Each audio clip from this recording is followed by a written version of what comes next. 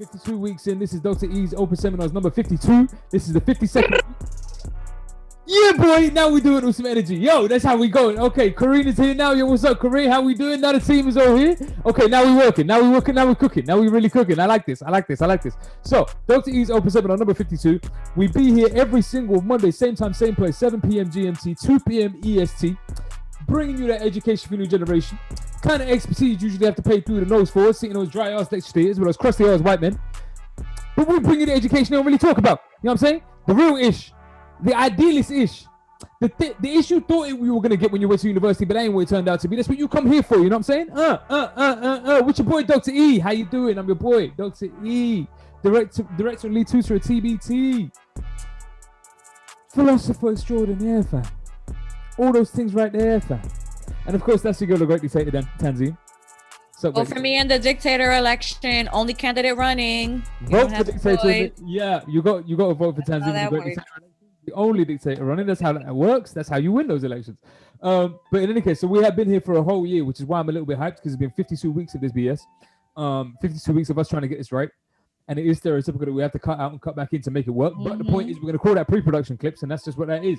You see what kind of content y'all get when you come live. But while we're here, I'm going to do the shout-outs again. So let me just shout out Kareen again, because we love her. You've been with us. Love you. Doing mad work in the background. She's there in the chat for us all the time. She does all our, timestamps, So thank you, Kareen.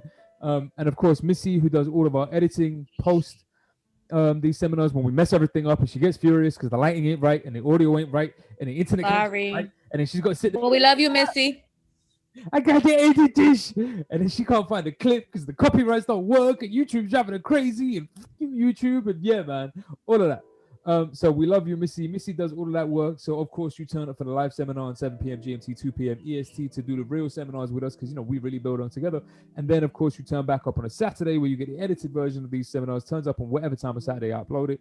You get the cinema escape and all the other information and all that. In the meantime, do all your signups, do all your subscriptions, Spotify, SoundCloud, I ain't going through all of that again, but hit the bell, subscribe to our page over here, because of course we're trying to level up. You know what I'm saying? You see the work we do here. But in any case, today is 52, which means today is a whole year in. And I wanted to do a particular thing today, highlight reel, but we'll talk about it in a second. For one, I wanted to take a moment to remind everybody I'm fasting. So like all of this energy, God knows where it's coming from. I have no idea where this energy is coming from. I'm very aware of the fact I'm about to crash in like 45 minutes. So, I don't know what's happening. But yeah, so Ramadan Kareem to all of my brothers and sisters out there. And yeah, man. Hope the fast is going good. But in any case, I wanted to take a minute to thank you, great dictator. You, great dictator. I thought you would assume for that gracing just you with my presence. Yeah, I try. For gracing us with your presence every single week, often despite your wishes. But like for being here every single week, for doing this with us for every single week, for keeping this platform legitimate, because real PhDs out here, you know what I'm saying, like real PhD over here, trying real PhD to be over there, real academics, real teachers, like you really teach, I really teach, we just don't look stupid. We just don't look stupid. Yeah, like like teachers, you know what I'm saying, how teachers dress, how you could tell a teacher is a teacher. That how I kind of get offended though, because when I tell people that I teach college, they're like, really? Because I wouldn't think so if I looked at you. And I'm just like, I don't feel like that's a compliment. I don't feel like that's how you mean that. To be fair, I had a cab driver hit me with the same line. Like I was coming home from one of these seminars, actually. I was coming home and the cab driver's like, yo, what you do? So I told him, and he was like, no, but really though, what you do? It was like, no, but that's what I told him. Like, no, but really though, what you do? I was like, bro, stop it. Like, just stop it. Stop it. And it was cold, right? Because it's winter time. So I was wearing my big jacket with the fur and the gloves and the whatever else. He was like, nah, that ain't what you're doing. I was like, all right, fam, I don't know what to tell you. So what did he think? I just want to ask people, so what do you think I do? Fam, in your case, like, what do I look like? I feel like I look like a teacher. You know what you look like? What's that film? Hold up. What's that film with Jake Gyllenhaal? Missy's gonna kill me now. That film with Jake Gyllenhaal. No, it's the famous one with the dead bunny that he's always chasing. The dead bunny? Oh, come on. I'm gonna feel like an idiot now. Yo, Kareen, somebody save me in the chat over here. I have no idea. Donnie Darko. Who? Donnie Darko. Oh, I never saw that. Okay, see, now Missy's really going to be losing her mind. Sorry. There's a lot of movies I never seen. I know this. Donnie Darko, right? The reason you need to watch Donnie Darko, because what's her face in Donnie Darko, who Drew Barrymore.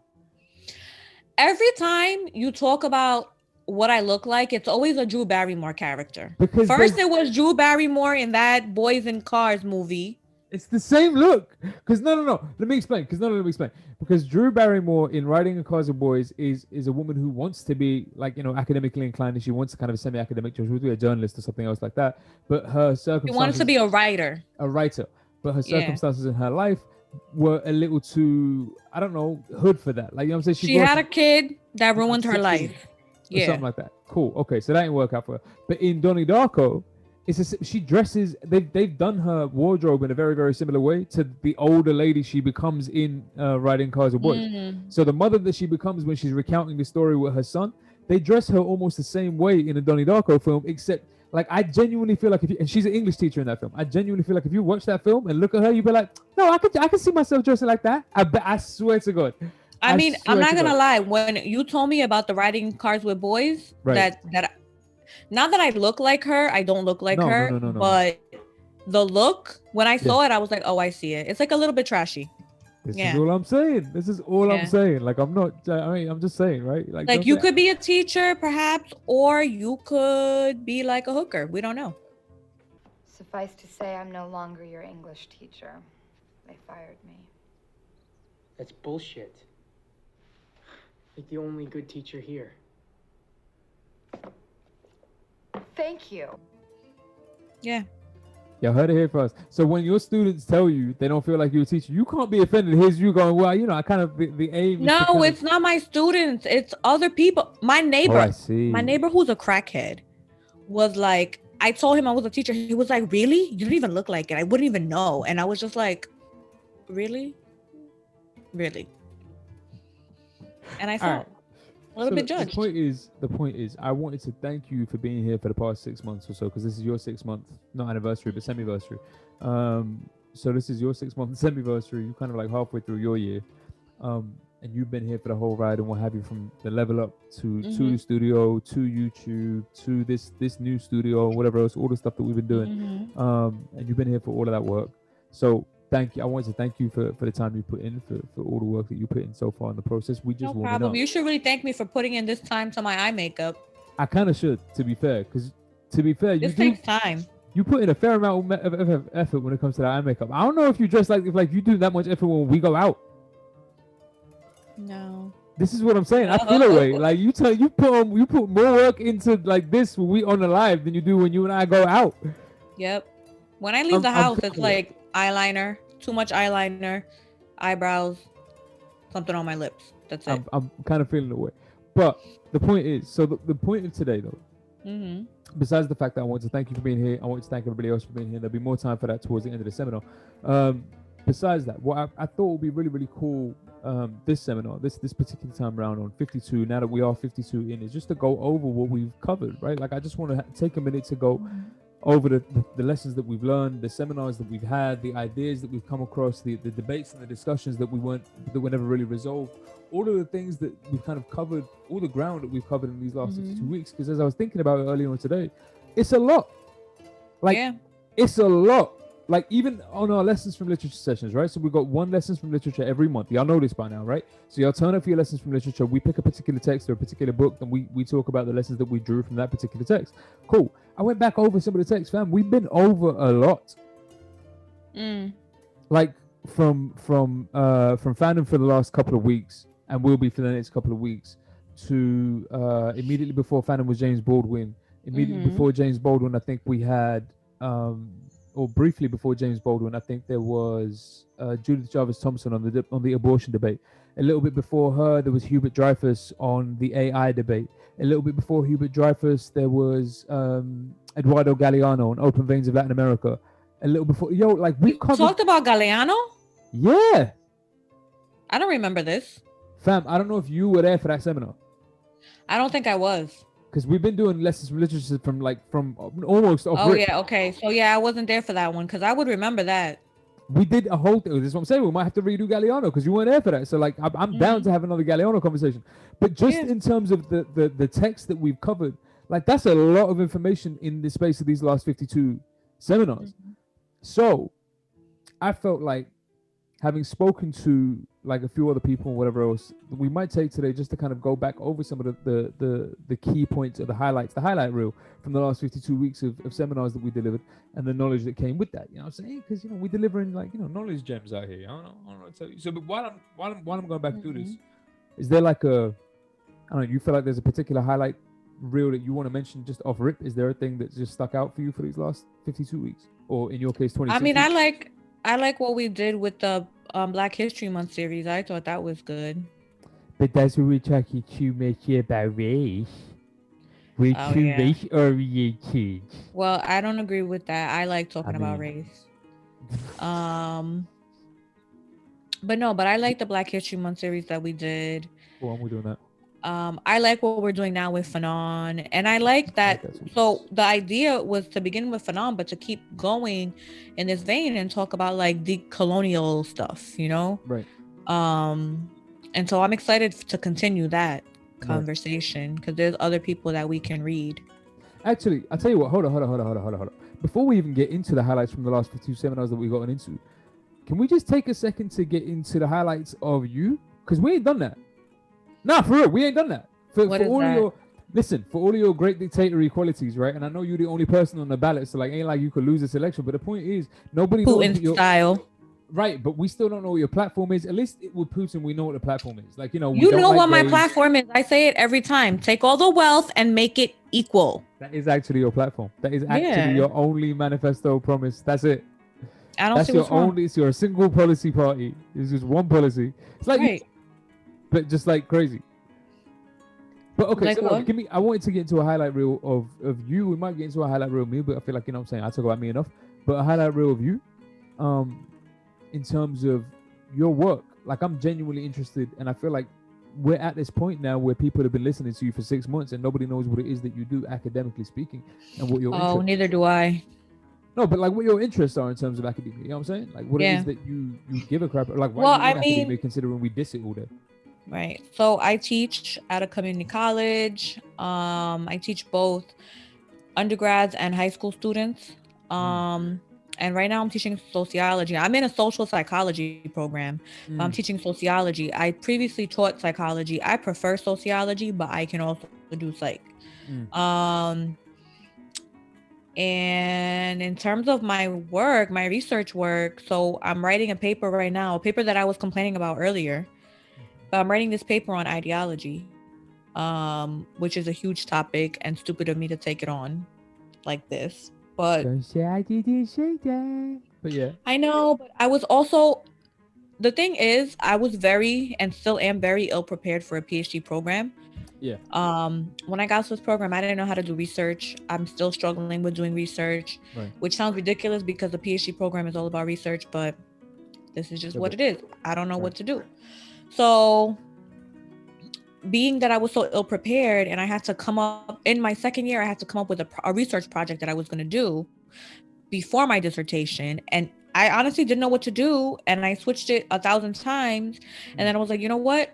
I'm interested in ideology, I think. I don't know what that means exactly, but let's just go with that. So I feel like my whole academic career has been just me stabbing things in the dark and somehow stumbling out okay to a degree. And now you get into that point where that might not work anymore. You can't stab in the dark anymore. But luckily, I am no longer really stabbing in the dark because I have sort of figured out what I'm doing for this paper. And I have a lit review that I'm working on, which lit reviews make me want to die. Partly because I don't quite know what I'm supposed to be writing. Like, am I just supposed to be summarizing everything? Is that it? I don't know. So I'm doing that. But I am excited for my dissertation because once I'm done with this paper, I'll be ABD, and my dissertation is actually on the experience of race in America, how individuals experience race. So what do we think of race? When we say race, what do we mean? Public health warning. We're going to talk about race again. Yeah, guys, be careful. No. So for all of your uncomfortables, y'all duck behind the couch or walk away somewhere or pretend like, or do what y'all do when like there's sex in a movie and the whole family's watching it and y'all get uncomfortable for about 5 minutes. Go ahead, do that because we're about to talk about race again. Go ahead, get uncomfortable for about 5 minutes. Sorry, oh my God, that is a really uncomfortable moment even now for me. Yes, it is. I know. When I'm sitting there with my mom and then there's like a sex scene and I'm just like, But if that ever happens to me, I get flashbacks to the first time it ever happened to me, and we were watching like some wildlife documentary and these gorillas started humping, and my mother had to go, okay, let me explain what's happening. And I was like, please don't explain what's happening. Please don't explain what's happening. That's really so funny. She's such a good actress. Yes. So and the cinematography is incredible. Definitely. It's just beautiful. Like, that's hilarious. At least your first time was with gorillas. Yeah, it was gorillas. I remember. I distinctly I'll take animals over watching humans have sex with my mom. That's a little. With my mom sitting next to me, like that's weird. Like I'm not throwing on eyes wide shut when I'm chilling with my moms or whatever. You know what I'm saying? But like, yeah. But the point is, we're talking about race. So I'm saying duck behind the couch. So it's gonna be on like, so I call it a phenomenological study of race, which is like the first person experience of race. Right? Isn't that what phenomenology means? Which a big word in nobody understands. I'm sorry, you said the phenomenology? No, but isn't that what phenomenology means, right? That's exactly what phenomenology means. The study of the first person experience of race. Yeah, so I kind of want to study that, and I want to understand how in America in particular we understand race. Like, what do we think race is? What are the assumptions behind race? What is the idea? Is there an ideology to race? What is that ideology? Right. And is race an alienating thing for us? Like, does it alienate us from ourselves and from each other? Right. And I'm using people like Du Bois, Barbara Fields, other race theorists to talk about this. But really, yeah, that's what I'm doing. So a lot of my work is on race. I'm interested in race. Right. So what we're saying is by the time you finish your PhD and we sitting here having a conversation about race, it's that we're having a conversation about race because one of the people doing the talking is actually an expert on the freaking subject, is what we're saying. Right. Right. Just so y'all know, you know what I'm saying? I know we don't like experts nowadays because, like, you know, experts have answers. I don't like that. I like to feel my way around things. Whatever. Oh my God. No, this is so true. And then particularly in America, though, like, so I'm reading this paper right now.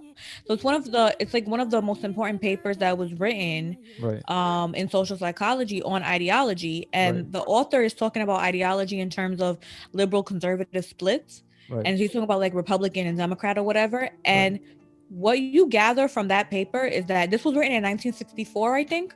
The American people have been stupid always. Because it's like people, like, he interviews people and he talks to them and he's like, okay, so can we just say that? Can we just throw that out? It's true. It's true. No, I'm sorry. I don't care. It's true. This population is so dumb. This country is so dumb. And it seems like it's always been this way. Because honestly, like, people just make up their own definitions for words. Like, they just make up their own understanding, their own definition. And the problem in America is that when you tell somebody, like, no, actually, that's the incorrect definition, then they come with, well, that's my opinion. And then you have other dumbasses chiming in talking about people are entitled to their own opinions.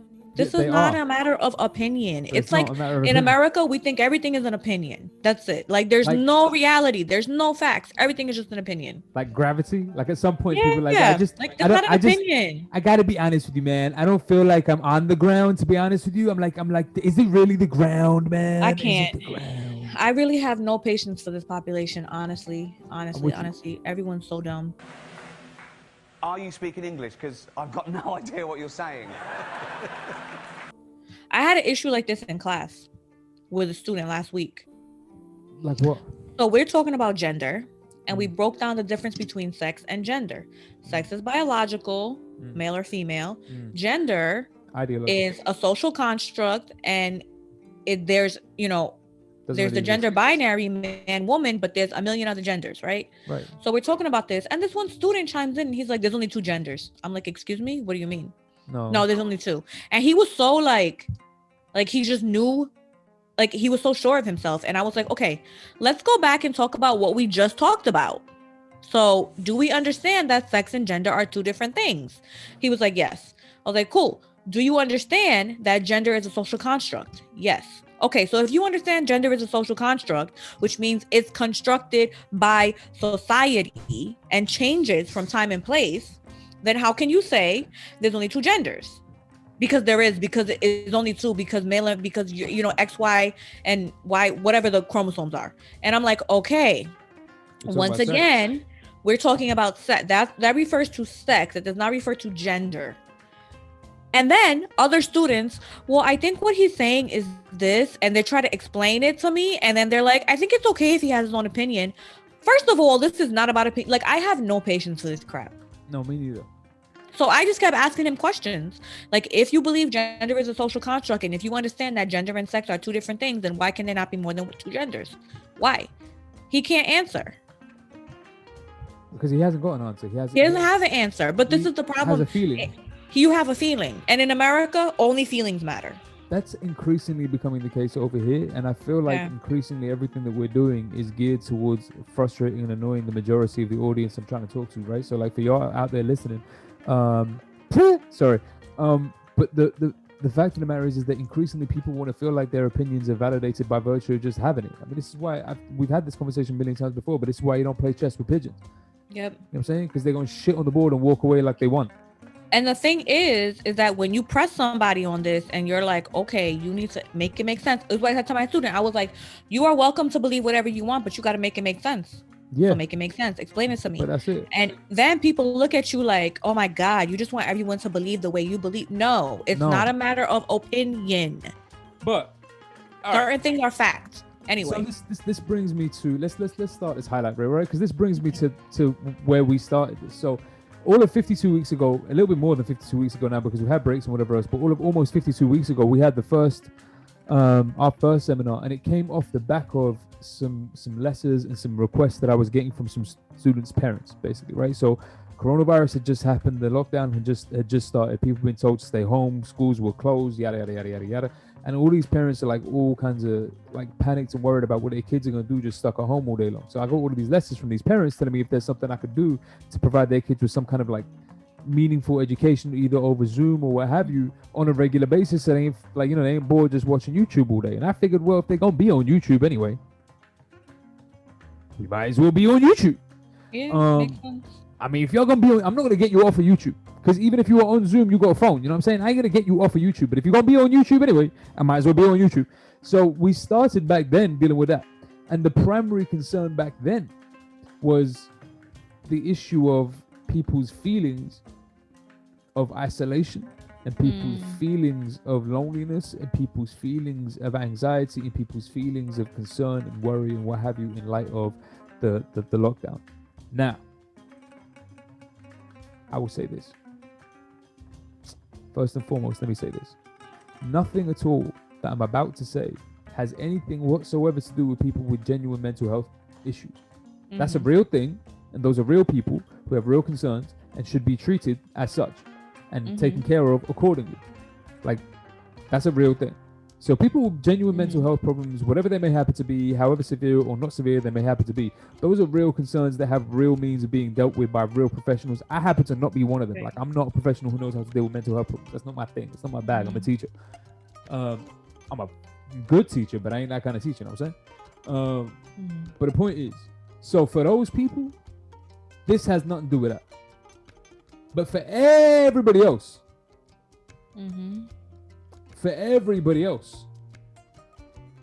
for whom mental health has just become the phrase you use whenever you feel depressed, or mental health has just been the phrase you use whenever you feel anxious, or whenever you feel nervous, or whenever you feel insecure, or whenever you feel anything that makes you uncomfortable, people just now attribute that to like, I have a mental health problem. The same thing was occurring when lockdown first started. And everybody was talking about how their mental health was going to be terrible now because they're stuck indoors all day long. Meanwhile, they were texting each other all of this.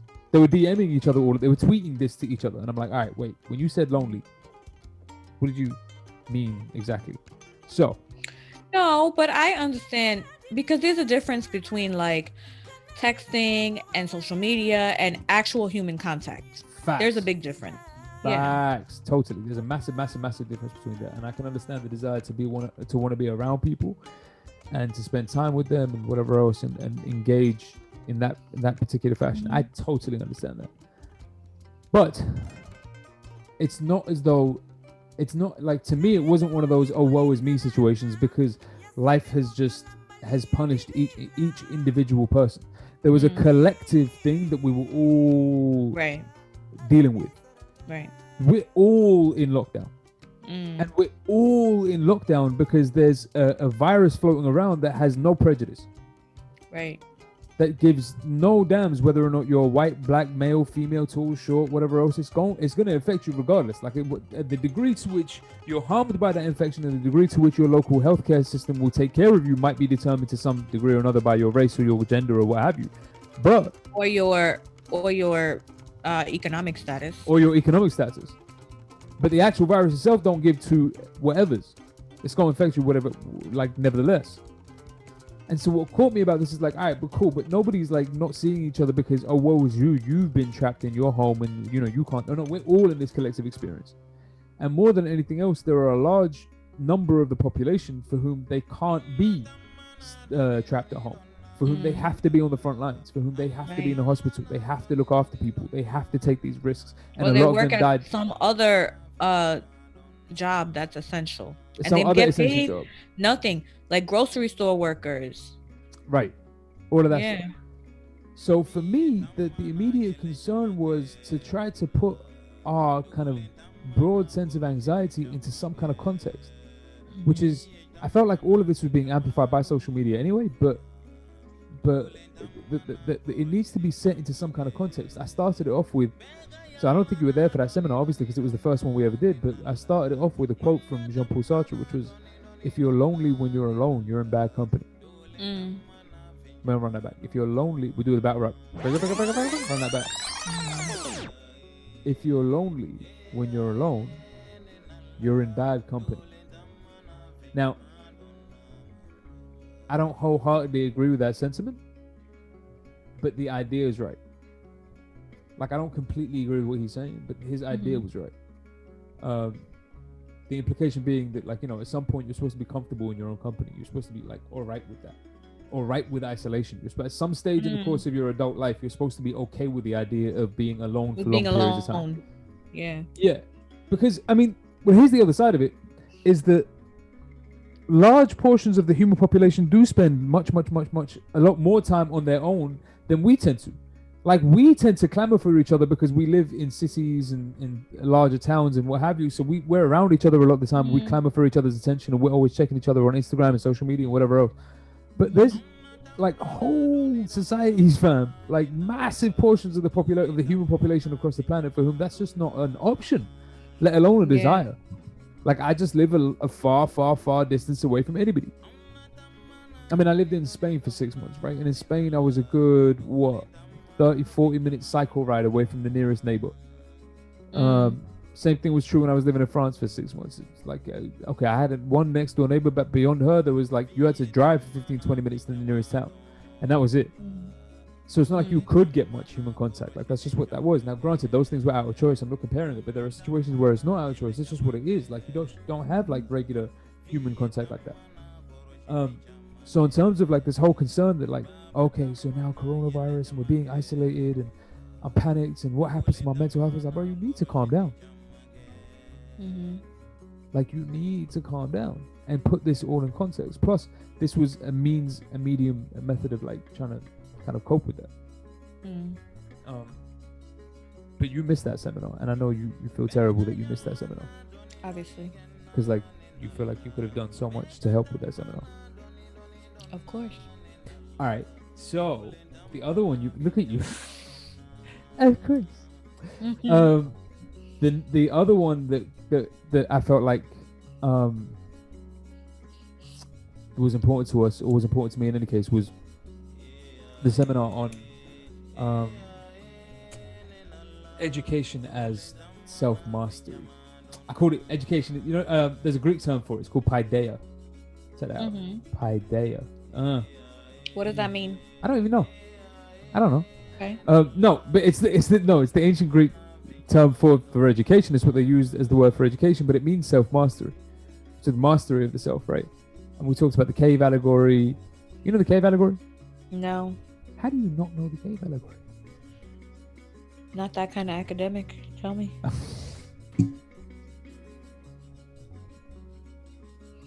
All right. So what does that mean? What kind of academic is it? The kind that's more nerdy than me. Tell me. All right, facts. No, I mean, what kind of academic does that mean you are? A lazy one. That's more common than you might think. I'm sure it is.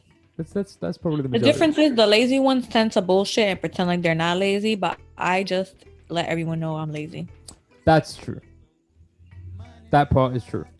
The lazy ones will just lie and say they ain't lazy, but you're just gonna tell them you're lazy up front. No, I'm with you. That part is true. Because I am. What's the point in the lie? Yeah, my thing is I feel like both of y'all are crazy, so they will lie so that people don't think they're lazy. You'll just say you're lazy, but neither one of y'all decides to do something about being lazy. That's the bit that confuses me. I'm okay with my laziness. No, I'm okay with it. Yeah, I don't believe you. I've accepted it as a facet of my personality, and this is just what it is. I just don't believe you, but that's cool. Look at you. This is your self-mastery. Look, I've accepted my laziness is just who I am as a person. Tell me about the cave. Come on. No, come on. All right. So the cave allegory was it's Plato's famous allegory for freedom, for education, for. When I first heard of that guy, I thought his name was Plato. Like the stuff that kids play with. That's what I thought his name was for the longest time. You thought Play-Doh? You thought his name was Play-Doh? Yeah. It's because you Americans don't say the T. Y'all say D's. No, people say Play-Doh. Oh, I guess it could be Play-Doh. I love how that happens. I love that. Yeah. No, people say Play-Doh. Wait. Oh, I get it. Yeah, I can say Play-Doh, right. That's what I'm saying, fam. But I rolled. Play-Doh. Oh, yeah. But it gets rolled and it sounds almost D-ish. So I thought it was Play-Doh. And I was like, what? Somebody was named Play-Doh? Is that where they got the name for the stuff from? Why would they name it after him? I don't understand. But yeah. Oh my God. No, Plato's Cave Allegory it's a really, really, really famous example that he gives. And it's supposed to, he uses it for a billion different things. But the cave allegory is, he says, imagine a cave, right? Where there are people at the bottom of the cave that's kind of like got an incline, right? So in order for you to get to the bottom of the cave, you've got to go down a little bit like that. So it's not a flat entrance like that. It goes down like this. And at the very, very bottom of that cave, there's some people shackled, right? And they're facing a wall. So all they can see is what's cast on that wall, because they got their hands shackled behind their backs. And behind them, further up the cave, there's like a lamp. Yeah? And then whatever walks outside the cave, right, casts a shadow. Mm-hmm. And that shadow hits the wall in front of these people, right? But because these people have been born into that situation, they've always been here. They've never known any other kind of like existence outside of being shackled to this cave and looking at this wall. They would take, Plato's argument was that they would take the shadows for real thing. They wouldn't understand that the shadow was a shadow of a real thing. They would take the shadow for the real thing. Right, yeah. Because they don't know no different. Mm-hmm. Like if they were forced to only be able to look. Because they never seen the real thing and they don't know what a shadow is. They just see this thing. Yeah. Right. And the weird part about it is that they would be almost right? In the sense that if they were to tell each other this was a real thing, well, you're almost right because it is a shadow of a real thing. But it's the shadow of the real thing. So you could, you know what I'm saying? It's not what that is, but you could still get by with that. You could still convince people you understand what they're talking about without really knowing what they're talking about. Right. And then he goes on to say, all right, but then imagine that these people started climbing their way, somehow managed to free themselves. And upon freeing themselves, realized that this wasn't all there was, right? At first, he said, they'd panic, they'd lose their minds. They're like, oh my God, there's more to the world than just what we thought it was. And they start climbing their way out, right? And as they start climbing their way out, they learn as they go. So you discover, the lamp that was casting the shadow, the light of the lamp that was casting the shadow. And you're like, oh, that's what was doing this and whatever else. Cool. And then the really interesting part, he says, is by the time you get to the precipice, you get to the very edge, right, of the cave. And the first experience you have upon reaching the edge of the cave is being blinded. It's your first experience by the sun. Because it's so much. In this case, it's literally so much light for you to take in, but the metaphor is it's so much information for you to take in. There's so much there. It's almost as if you can't take all of that. It blinds you. You couldn't possibly conceive of how grand and enormous all of this is, right? So it's blinding for you to try to kind of deal with. But invariably, eventually, your eyes start to settle. They start to adjust. You start to take everything in, and you start to understand what's around you. And then the final step, he says, is the most important part of this whole escape from the cave. Once you kind of like dragged your way up it, figured out everything, escaped at the exit. The most important part about this escape from the cave is your ability to be able to go back in and take everybody else with you. Because you haven't learned anything unless you save everybody else. You haven't completed your education. You haven't arrived at the point of total education until you understand the value and the benefit of going back to save everybody else. Because to leave them in the cave still believing the shadows are what they are, the only real thing, is to leave them living kind of a half a life, if that. You have a responsibility now that you have understood to go and explain what you have understood to all of these people. Yeah. And my thing was, well, I don't know, before I ramble on some more, what do you think of that? I mean, I think that's true, but also in America, the argument would be, well, who do you think you are to go? I'm not kidding. I am not kidding. I could hear it now. Well, you're just being elitist. Who do you think you are to go and save those people? Maybe who says they need saving? Who says they need your education? Who says they need anything?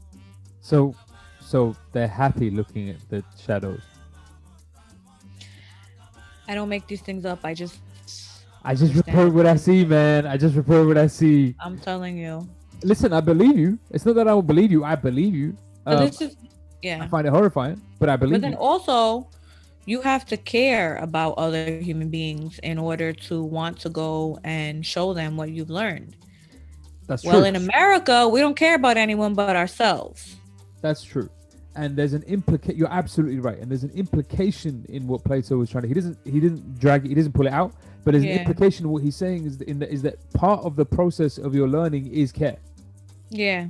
Because step one, step one, very very first step. So as soon as you're shackled from the chains and you start to look around and you realize what you had believed was the case is no longer the case, you have this kind of like destabilizing experience, right? This nauseating, I don't know what's going on, disorienting experience, because like maybe everything I've ever believed was wrong now, right? I've discovered everything was a lie, right? So you have this kind of like weird experience. In order for you to continue up that cave and try and escape out, you have to want to. And to want to, you have to care about what you're trying to find out. Like it has to be important to you on some level. You have to want to know. Like it has to mean something to you. It has to be of some value to you. And that care, as you make your way, his argument is that if you look at it, there's kind of like a parallel thing happening at the same time. So at the very bottom of the cave, it's you and the things on the wall. It's a very close, intimate relationship, right? It's just you and the thing on the wall. And everything that's on the wall is everything you see, and there's nothing else to the world, right? You understand everything. It's very simple, very intimate relationship. But by the time you get up to the top of the cave and you make your way out, it's no longer you and just the thing on the wall. There's this whole freaking universe out here. And you discover you're just a speck in amongst all of that. You're barely dust in amongst all of this universe. And as a consequence, you get even more disoriented. But what the implication is that your care, now that your care for information, for knowledge, or for understanding has taken you this far, taken you to the point of understanding that you are one of many. It's no longer just you like it was at the bottom of the cave, or it was just you at the wall. Now you're one of many. If you've understood the value of the care that's taken you to this point, you're supposed to understand the value of extending that knowledge to the many. If you're one of those many, that many needs to understand that same principle. Because now that care that got you to this point has made you understand what it is to be confused. Yeah. It's to be like self-oriented. There's only me, there's only this, there's only me, there's only this. It's self-oriented. You see what I'm saying? So it's part of the process of escaping from the cave is escaping from that sense, that immediate sense of self-satisfaction. There's something much, much bigger out here, and accepting the size of all of that means accepting how insignificant I am in the grand scheme of things, like in the grand scale of things. And you're right. I feel like that argument about how insignificant we each are as individuals is one that people, generally speaking, don't like. Like I don't know that people like that thinking about the fact that they're just not that important. Yeah. Especially when you live in a society that's so rooted in this idea of the individual, like where the individual is everything and the only thing. Yeah. You begin to challenge that. People don't like that. Well, this is what I'm saying. I totally agree with you. Yeah. Can we just talk about that movie that we watched? Because I feel like it connects to this. What movie that we watched? The Ballad of Buster Scruggs? Mm-hmm. Why? Tell me. No, I'm down. I love that film. We watched this movie on Netflix on Friday, and it's called The Ballad of Buster Scruggs. And it's like these short little vignettes of like life in the West of America. You said vignettes. Yeah, why? Ooh, Fetchy. Okay, oh my God. Anyway. Okay. So anyway. The vignette. So we watched it, and it basically is like these little short things on like the life in the West in the United States when, you know, there was westward expansion and all of this. And it's supposed to be like somewhat satirical, but there are elements that are like true. And watching that really helped me to understand why America is full of idiots. And why this population, but it's true, I'm sorry, like why this population is so against the idea of expertise and education and a collective anything. And it really has to do with the way this country was founded, I think, or it has something to do with that, at least. Maybe not entirely. But I just feel like when you watch like, and when you see like what life is like in the West, and I'm not saying this one movie is like the only example or like is 100% accurate, but when you do read about this stuff too, and like you learn about it like in school, like life was very hard as people were like moving westward and all this stuff, you know. And so like when you see how individualistic people were, everything like this idea of the rugged individual going out on your own and like, you know, taming the land and striking you rich and whatever, like I understand. Like when you get in a covered wagon and you go across the country with your family and all you see is like nothing in front of you, like just desert or plains or whatever, and life is difficult, and then you get there and you're poor and you're trying to be a farmer or whatever, like your worldview is only this big. Facts. It's literally only this big. And I kind of understand now where this like extreme selfishness in America comes from. It's very much rooted in what it means to be an American. And I also think like this idea of like, you know, this nobody values education in this country. It's amazing to me. And when I say education, I'm not talking about the school system. Everyone knows the school system sucks everywhere in this country.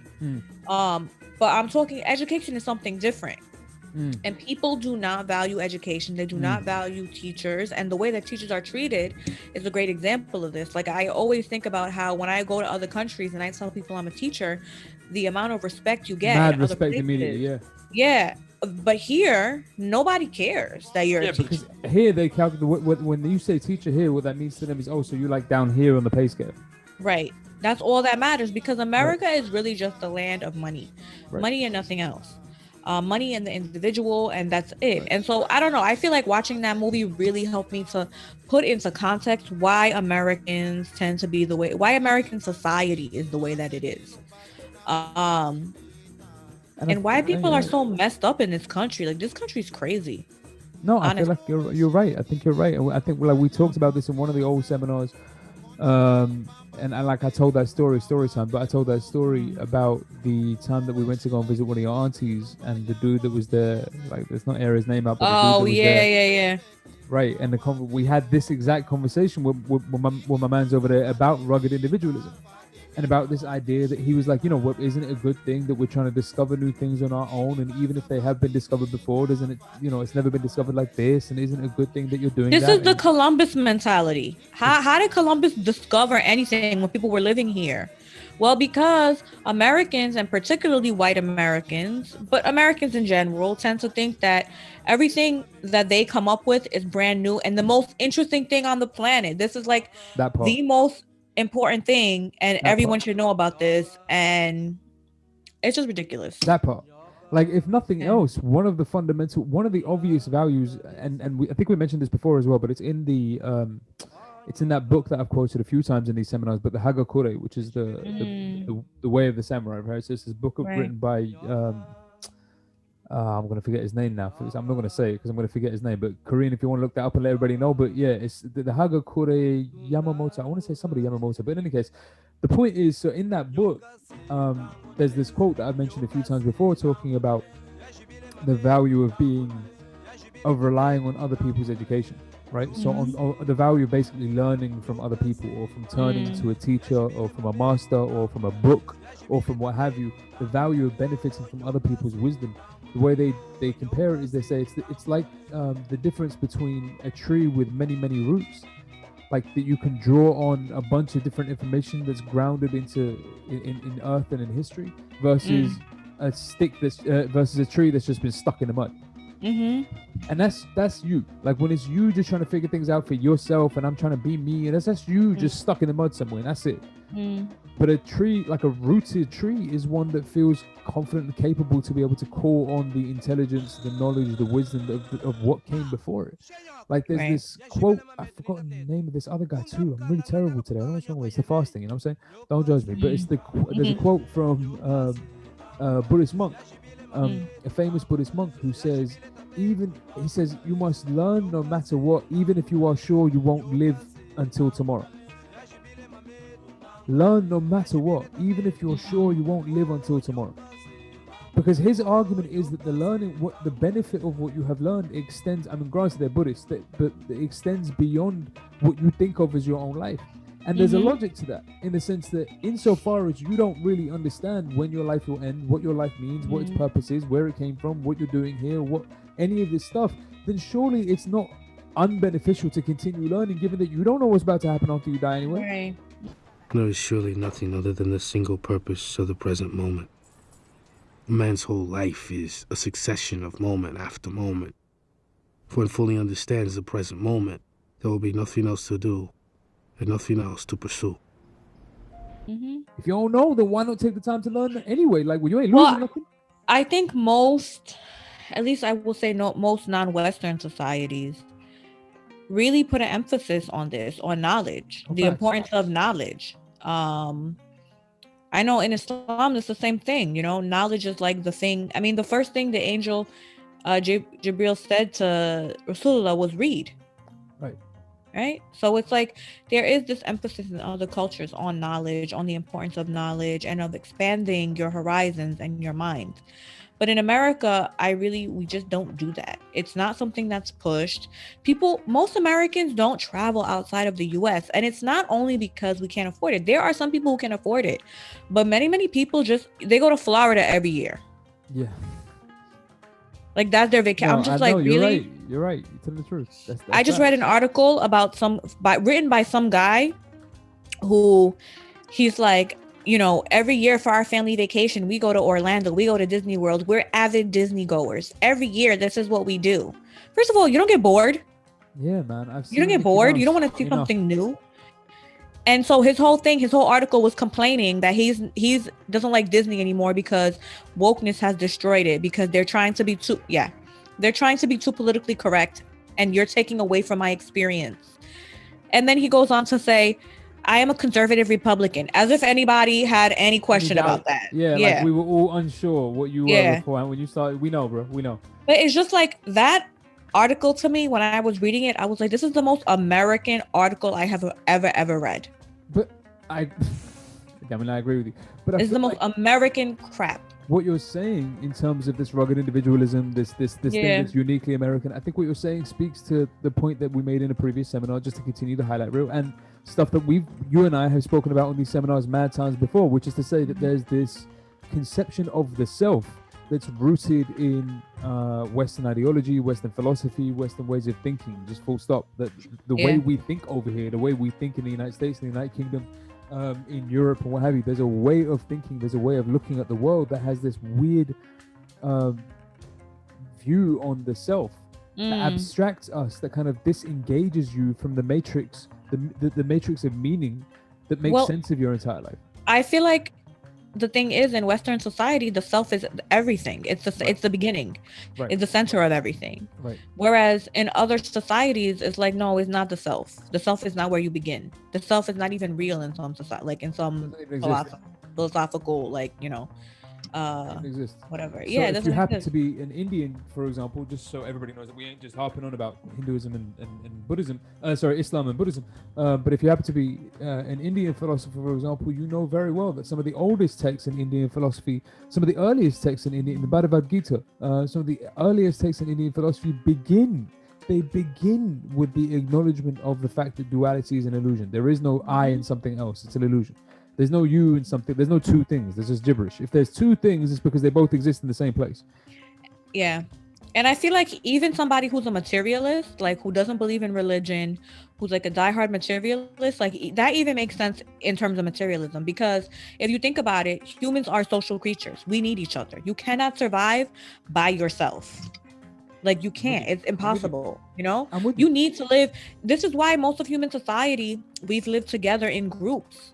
Yeah. You know, whether it was tribal societies or villages or whatever, we are communal. And so that idea that like, and the reason I feel like this whole like the self is not real, there's no I in you, is because we need each other to survive. So it's like, how can you separate out from others when we literally need each other? No, I couldn't agree with you more. I couldn't agree with you more. But I just feel like this society, it's just like there's no getting through to people here with that idea. But this is part of that is, I think, explained by something else we've discussed in the past, which is the fact that the way education is delivered here is what is based on a myth, right? So what they tell you is that it's like, you know, that Cartesian idea of you getting the information, you're learning for yourself, you go and be critical and be thoughtful and go and figure things out for yourself and what have you. Cool. But it was based on a myth, and the myth was that although they're telling you that they're giving you the ability to go and learn for yourself, everybody knows, anybody who's ever been in education or academia who doesn't do things in the standard kind of like prosaic generic way knows that well, that's not acceptable. Everybody knows that no. In fact, that they have a certain way of thinking that they prefer, that it's not for you to go and figure things out the way you want to figure them out. No, we figure them out, and it's for you to memorize what we told you. Because in fact, what we do is we idolize particular thinkers and particular thoughts, and our job is to memorize those particular thinkers and particular thoughts. And woe betide anybody who tries to kind of like go against a Rene Descartes or like, you know, a Kant or a Hegel or like, you know, these great thinkers, and like, how dare you say anything that and I don't mean that, and I can already hear the analytic philosophers now jumping out the window going, no, but you're supposed to criticize them and we encourage criticism. Cool, that's true, but there are some fundamental presuppositions, some fundamental assumptions in Western philosophy and in Western thinking, in the UK, in the United States, what have you, we just accept, and questioning those is like beyond the pale. So like the ones we're mentioning now, what do you mean self? Like, what do you mean self? Yeah. So the standard, if we just go back to, I'm not turning this into like a really turgid seminar, but just to go, if we go back to Descartes, I think therefore I am, based on the idea that he begins by saying, okay, I'm going to eliminate all thoughts from my mind because I admit I don't know anything and I'm subject to confusion. So if I could be confused and I don't know anything, then let me try and get rid of everything, and whatever's left is the only thing I can be sure of. So he says the only thing that's left is thinking, right? I can't doubt that thinking is happening because thinking is happening. Like, even if I try to doubt thinking, that still involves a thought. So there is some kind of thinking. Cool. So then he goes, I think, therefore I am. So, okay, cool. I'll give you thinking. Where'd you get the I? I'll give you the thinking part. Where'd you get the I? Like, what do you mean I think, therefore I am? You mean thinking, therefore thinking. That's all you got for sure. You don't even know you exist. What do you mean I? But that kind of like process that Descartes goes through, that critical distance, is the thing that they end up reading into. We've been over this before with Charles Taylor, but they end up reading into the way we think of ourselves, right? So we think of ourselves as this kind of like disengaged agent in our own mind, looking down on ourselves, making assessments about what I think I should and shouldn't do. I'm lazy, I'm intelligent, I'm this person, I should do this, I should do that, and then, like, you know, it's like pressing buttons on yourself, trying to make yourself work. There's no connection. Right. Think of yourself as this kind of like detached, disengaged subject. There's absolutely no connection. And then what they've done is like idolize that in education. And we're supposed to somehow memorize or learn that intuitively. And if you fail to learn that, or if you fail to accept that, well, then clearly you're a failure at education and we can't help you. And that's the myth. And I feel like at some point or another, social media has aired out that myth. Because like, I think what social media has done is help people make the argument that a lot of the ideas, a lot of the theories, a lot of the beliefs that people have only had them because another authority figure said it to you. And the second I can find an authority figure who says the opposite, the whole conversation collapses. And social media is so broad and wide, you can very easily find an authority figure who say the opposite. Yeah. And even if you can't, you can make it up convincingly enough. But the thing is, this is the other issue I feel like in society today, is that like it's exactly that. It's hard to separate fact from not fact. And this is one of the seminars we had. I feel like this is one of the more kind of like explicit arguments we had. Well, not arguments, but one of the bigger debates we had about being able to do that. Yeah. And the thing is, like, you can't trust the media, because the liberal media will tell you one thing, the conservative media will tell you something else, but they all have, facts, supposedly. So it's just like, this is what I'm saying is the stupid, but at the same time the myth that got aired out. The myth that got aired out is that the Western thinking never really came to a clear enough definition of what it means by a fact. So that somebody confident enough, and it only took somebody confident enough, like a Kellyanne Conway or a Donald Trump, somebody confident enough can come along and say, well, I've got my own facts. What do you mean your own facts? We have mutually agreed upon facts. And then the question becomes, why do we have mutually agreed upon facts? What if we don't? And you see the problem there. Their defense, the traditional defense is, no, but there's a consensus, right? There are generally agreed upon facts. And that argument just doesn't hold weight, because all that argument says to somebody who wants to oppose it is, okay, but that just means I need to find enough of a consensus to say the opposite. If your arguments are based on consensus and consensus alone, then why do I care? I thought you said your arguments were based on reason and thinking and rationality and God knows whatever else. But when push comes to shove and I ask you to explain something, you boil down to consensus. This is what's always bugged me about not just academia, but, and we had this conversation before, but the quote unquote left. If you ask somebody on the left why they believe what they believe, you push them hard enough, they don't know. If you push them hard enough, they don't know. They'll give you some nice answers. Well, I think it makes sense for our creative spirit. I think it's best for our communities. I think it's a more equitable distribution of wealth. I think it's, they'll use nice words like that, which is all cool. I'm not opposed to any of this. But when you push them, why should things be equitable though? But why should they? Well, it's not everyone on the left, right? Because there's some leftists who, like, if you're a liberation theology person, you're on the left, but you're rooted in something. Facts. Some sort of moral, something religious, something bigger than you. Facts. I think that there's a certain segment of the left that doesn't have that and can't back it up. Facts. No, I totally agree with you. I think it's the louder proportion of the left. I think by definition that the kind of left that you're talking about tends to be quieter because they tend to be a little more humble. It's the louder version of the left, the version of the left that's more prone to anxiety and uncertainty because they're not sure of anything, so they're trying to figure out as they go along. So they would tend to make the most noise. And I think what's happened is, as they have been found out, as the left has been found out, the cultural, what's been kind of taken as the cultural forefront for the last, perhaps since the 60s, 70s, as that has kind of crumbled and it's been found out to be dependent on very little, if nothing at all. The academia that supports it has also been found out, because when you push those academics as to why they believe what they believe, not all the time, but very often they can't explain it in a way that can be understood, or if they can explain it, they explain it by reference to some other authority figure, and then the challenge is, well, this is consensus and you'd be stupid to deny consensus. Well, like, okay, but that's not an argument that's compelling enough to somebody who's already skeptical. And the frustration is that as a supposed Cartesian skeptic, you should already know this. If I'm infinitely skeptical, you got to give me something a little more compelling than, well, 15 of my mates say so. That's not enough.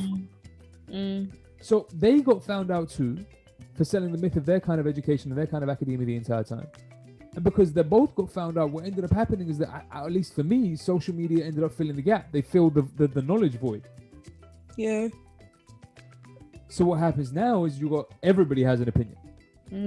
Everybody wants to throw their thoughts out, and like you were saying, it just levels out the playing field. Now everybody's opinion is suddenly equally valid because the principles on which opinions were previously based have fallen apart.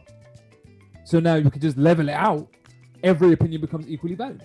Which, while like they'll talk about it as being democratic, is destructive. Yeah. Because now you've got people believing all kinds of crazy gibberish. Yep.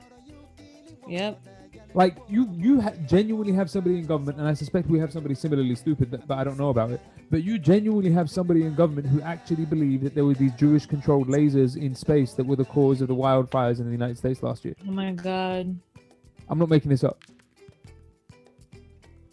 There's a Jewish conspiracy and Jewish lasers in space. I mean, we don't even have to go that far. We have people who don't believe in climate change. I mean, facts. You know that there's a state, I forgot what state it is. Was it? I forgot where it is exactly. But there's a state where, like, I think it's Florida, where in some districts in Florida, you cannot use the word climate change when you're talking about, like, in official paperwork and stuff. Like, you can't use the word climate change. Right.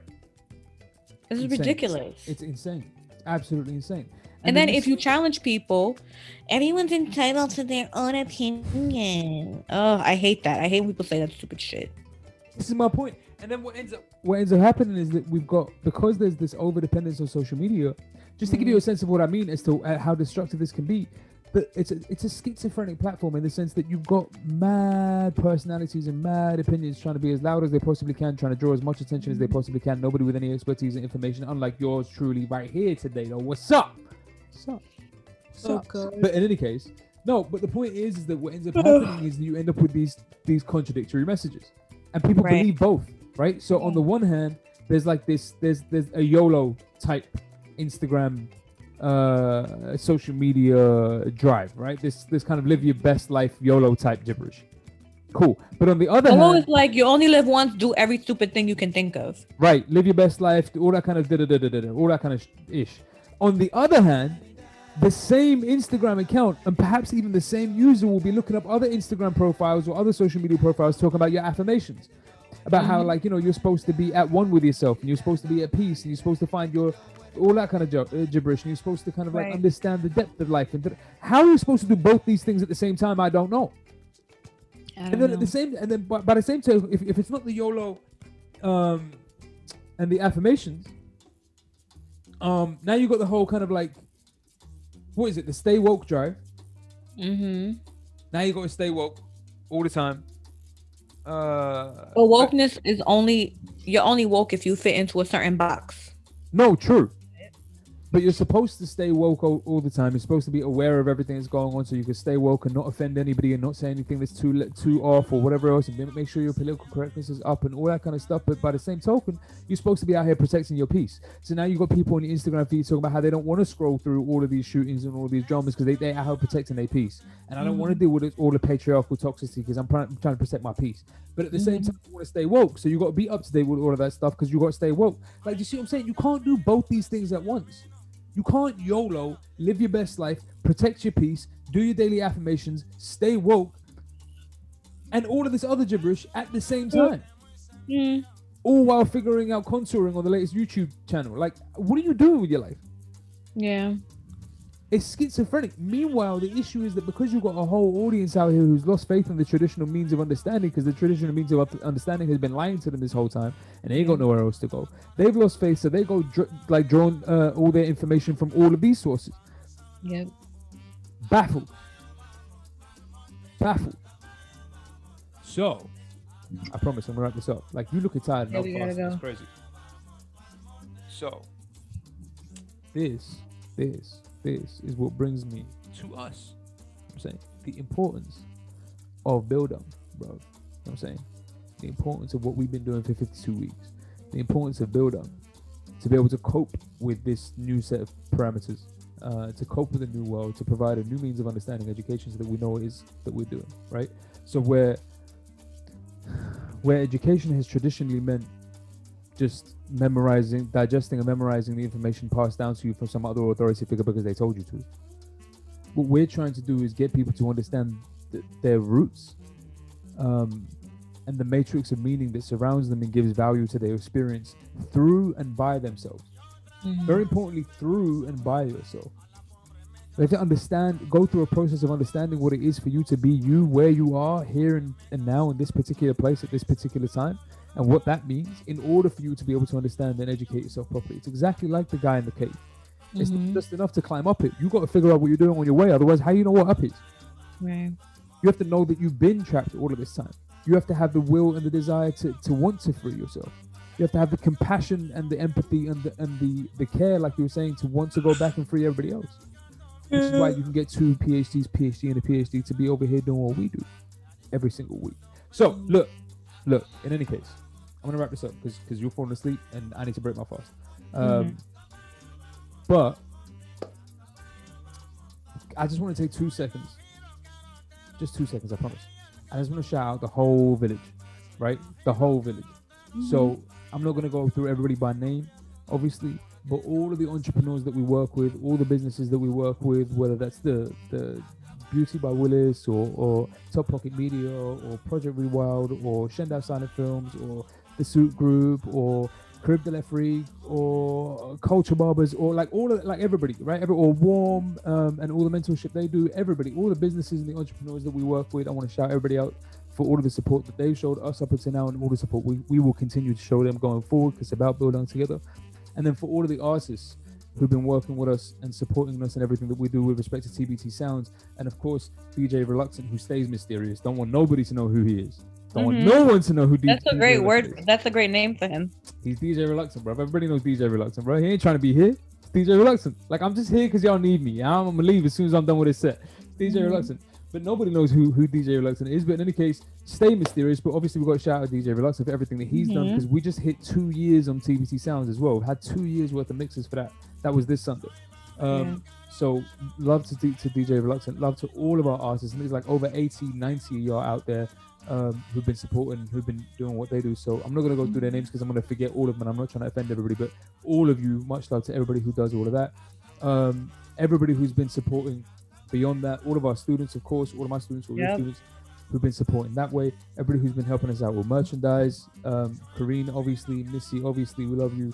Tans, obviously, you've been amazing and great to say. You've been great for these last 6 months. Thank you for everything you've been doing. Been a great dictator. What can I say?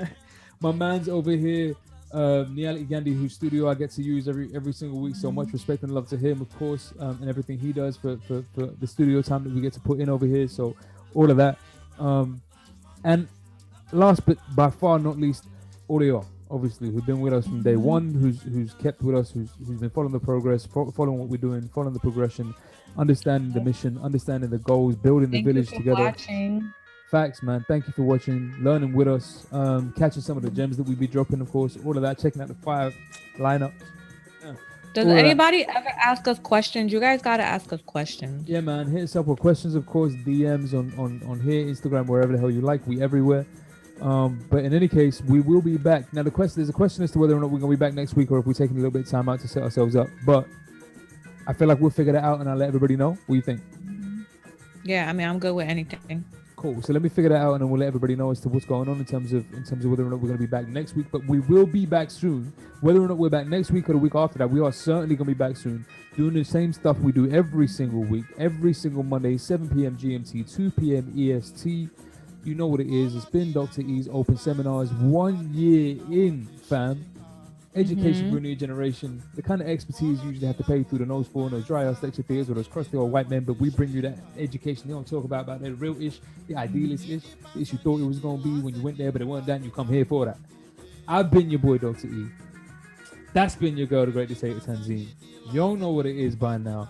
Much love and blessings to everybody who's been keeping up. Please stay masked up when you need to stay masked up. Get your vaccines when you can get your vaccines. Do all the right stuff. Please take this stuff seriously. It ain't a joke.